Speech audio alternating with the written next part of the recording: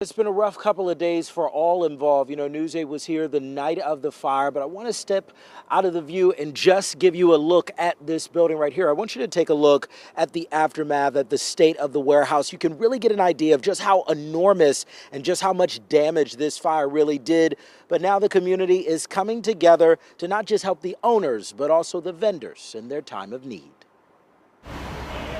Just surreal, really. Just surreal. For Fifa Roush, the loss of the historic toll booth antique warehouse, well, it's hitting close to home. To think of the livelihood going up in smoke and flames of not just my cousins, opening toll booth, but all the vendors too was really, really hard. The Columbia staple went up in flames last Thursday evening.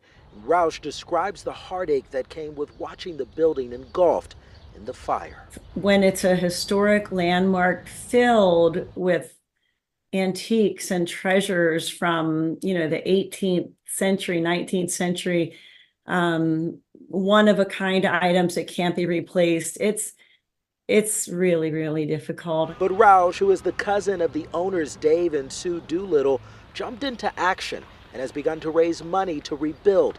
And the community has come up with nearly $10,000.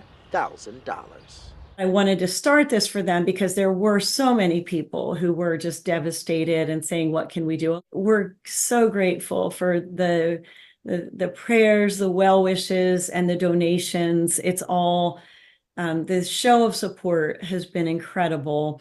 But it isn't just individuals. Businesses are lending a helping hand in a big way, and that's for the vendors. We needed as a community to see what we could do to show them support and try to get them back on their feet and back in the market as quickly as possible. Carl Bolts is the owner of Bolts Auction Company, and he's decided to work with the vendors who sold items in the warehouse free of charge, allowing them to use his space to sell items so they can get back on their feet. I immediately felt the need to connect with the vendors. They've been stripped of the ability to sell and keep their livelihoods.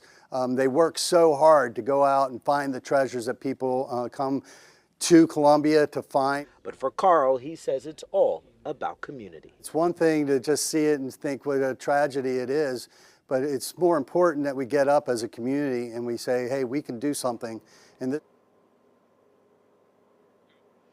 And speaking with Carl, you could really hear his energy and excitement for helping the community. And that's not all. Carl and the business, they will be planning an auction, and the proceeds from that auction will be helping the vendors, again, in their time of need. And that auction will take place at the end of August. Reporting live here in Columbia, Michael Fuller, WGAL News 8.